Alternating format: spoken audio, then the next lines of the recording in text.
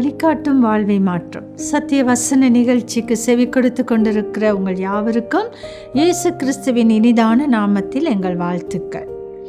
பிரியமானவர்களே, பயப்படாதவர்கள் எங்களுடைய வாழ்க்கையில் ஒருவருமே இல்லை என்று சொல்லலாம். சிலருக்கு இருட்டை கண்டா பயம், மக்களை கண்டா பயம், இப்படி அநேக பயங்கள் இருக்கிறது. வாழ்க்கையில் எல்லாவற்றுக்கும் எதுக்கெடுத்தாலும் பயம்.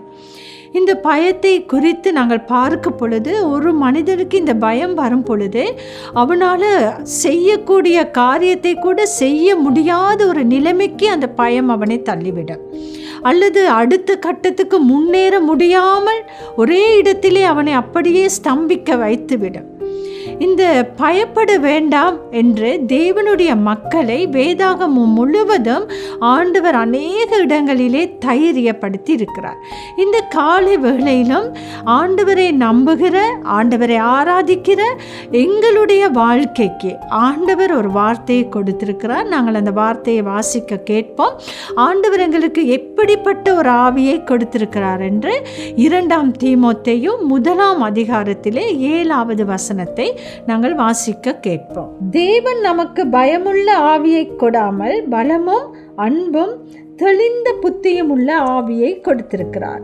இந்த தீமோத்தேயுக்கு பவுல் இந்த நிருபத்தை எழுதும் பொழுது நாங்கள் பார்க்கிறோம், அந்த நாட்களிலும் பலவிதமான பயங்கர சூழ்நிலைகள் காணப்பட்டது. மரண அறிவுறுத்தல்கள் இருந்தது, கொலை சம்பந்தமான காரியங்கள் இருந்தது, கிறிஸ்தவர்களுக்கு பாடுகள் உபத்திரவங்கள் இருந்த காலகட்டத்திலே பவுல் இந்த நிருபத்தை எழுதுகிற நேரத்திலே அவர் இந்த 7வது வசனத்திலே சொல்லுகிறார், தேவன் நமக்கு பயமுள்ள ஆவியை கொடாமல்.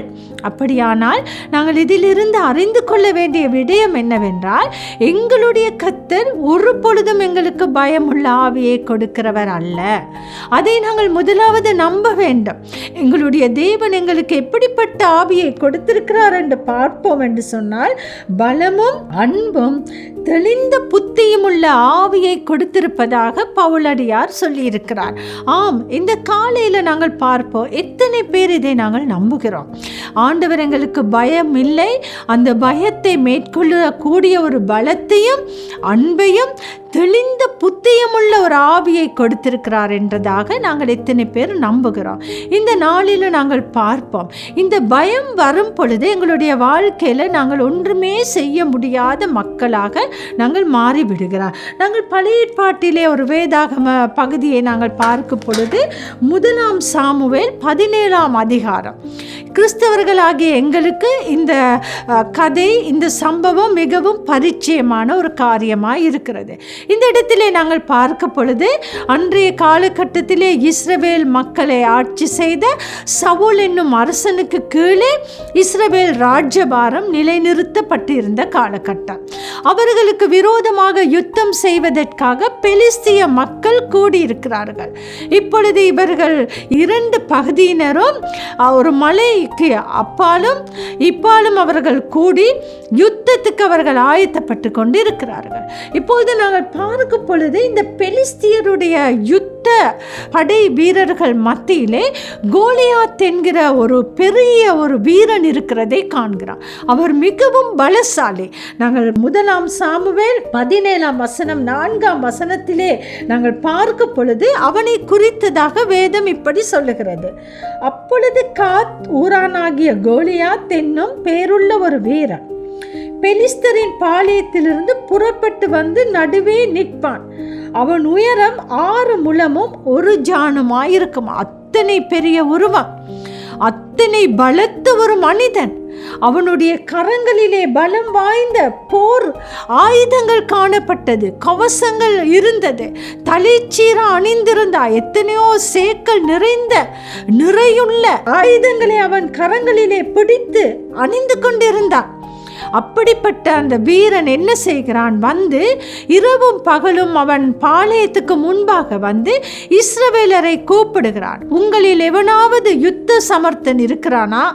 என்னுடன் யாராவது ஒருவனுக்கு போரிட முடியுமா? அப்படியானால் அவன் வரட்டும், அவன் என்னுடன் போரிட்டு அவன் என்னை கொன்று என்னை ஜெயித்தான் என்று சொன்னால், பெலிஸ்தராகிய நாங்கள் இஸ்ரவேலருக்கு வேலைக்காரராக இருக்கிறோம்.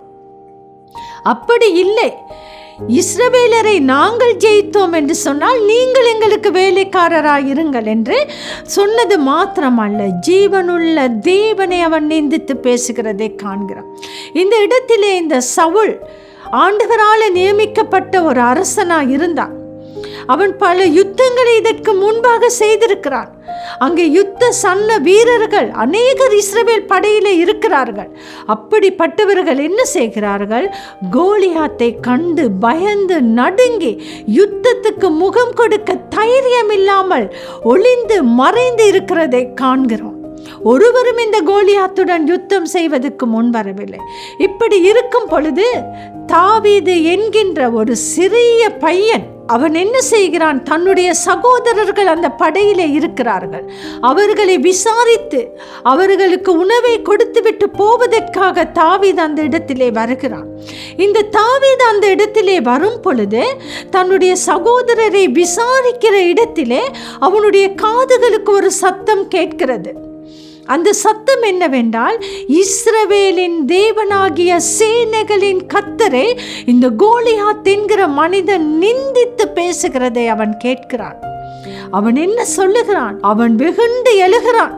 அவன் மிகவும் கோபப்படுகிறான். இவன் யார்? விருத்த சேதனம் இல்லாத ஒருவன். என்னுடைய தேவனாகிய கர்த்தரை அவன் எப்படி நிந்திக்க முடியும் என்று அவன் கேட்கிறான். அப்பொழுது சகோதரர்கள் தாவீதின் மேல் கோபப்படுகிறார்கள். ஆனாலும் தாவீது சொல்லுகிறான், இவனுடன் யுத்தம் செய்வதற்கு நான் முன் வருகிறேன் என்று சொல்லுகிறான். தாவீதை சவுலிடத்திலே கொண்டு போகிறார்கள். அவன் சவுல் இவனை பார்த்து சொல்லுகிறான், அவன் மிகவும் யுத்தத்தில் சாமர்த்தியம் உள்ள ஒருவன், நீயோ ஒரு சிறிய பையன், உன்னால் அவனுடன் யுத்தம் செய்ய முடியாது. தாவீதினுடைய விசுவாச அறிக்கை சொல்லுகிறது. அவன் சொல்லுகிறான் சவுலை பார்த்து, ராஜாவே, ஒரு தடவை என்னுடைய தகப்பனுடைய ஆடுகளை நான் வனாந்திரத்திலே மேய்த்து கொண்டிருந்த பொழுது ஒரு சிங்கமும் கரடியும் வந்து என் ஆடுகளை பிடித்து கொள்ளுவதற்கு பட்சிப்பதற்கு வந்தது. நான் அவைகளை அடித்து துரத்தினேன். என் தேவனுடைய நாமத்தினாலே நான் அவைகளை ஜெயித்தேன். அந்த நாமத்தினாலே இந்த கோலியாத்தை நான் ஜெயிப்பேன் என்று சொன்னான். பிரியமானவர்களே, தாவீதை குறித்து அந்த அதிகாரத்திலே வாசிக்கும் பொழுது அவனுக்கு யுத்தத்திலே பழக்கம் இல்லை. ஒரு நாளும் அவன் யுத்தம் செய்து பரிச்சயம் இல்லாத ஒருவனாய் இருந்தான். யுத்த அணிகலன்களை அணிந்து கொள்ளக்கூடிய பழக்கம் கூட தாவீதுக்கு இருக்கவில்லை. ஆனாலும் தாவீதினுடைய விசுவாசத்தின் அறிக்கையை நாங்கள் பார்க்கும் பொழுது அவன் சொன்னான், என் ஜீவனுள்ள தேவனை நிந்திப்பதற்கு இவன் யார் என்று. பார்த்தீர்களா? யுத்தத்தில் சாமர்த்தியம் உள்ள சவுலும் மிகவும் திறமைசாலிகள் வாய்ந்த போர் வீரர்களும் கோலியாத்தினுடைய உருவத்தை கண்டு பயந்தார்கள். பயம் கோலியாத்தை பெரிதாக காட்டியது. ஆனாலும் தாவீதினுடைய விசுவாசத்தின் கண்கள் அந்த பெரிய கோலியாத்தை விட தன்னுடைய ஜீவனுள்ள தேவனாகிய கர்த்தரை பெரிதாக காண்பித்தது. அந்த தாவீது கோலியாத்துடன் யுத்தத்துக்கு சென்றான், கோலியாத்தை கொன்றான். வெற்றி சிறக்க பண்ணிய கர்த்தருடைய நாமம் அன்றைய தினம் இஸ்ரவேல் தேசத்திலே மகிமைப்பட்டது. காரணம் என்ன? தைரியம். பயந்த மனிதனாலே ஒன்றும் செய்ய முடியாது. ஆனாலும் கர்த்தரை நோக்கி பார்த்து தைரியத்துடன் கோலியாத்தை எதிர்த்து போராடிய தாவீதோ வெற்றியை பெற்றுக்கொண்டான். காரணம் என்ன? அவனுடைய விசுவாச கண்களுக்கு பயம் என்கிறது இல்லை. அவன் கோலியாத்தை விட தான் நேசிக்கிற, ஆராதிக்கிற, அவனை வழி நடத்துகிற தேவனாகிய கர்த்தருடைய பெரிய கிரியைகளை அவன் கண்டான். இந்த காலையில் நாங்கள் பயப்படுகிறோமா? பயப்படுகிற பொழுது எங்களால் ஒன்றுமே செய்ய முடியாத ஒரு நிலைமையிலே நாங்கள் இருக்கிறோமா?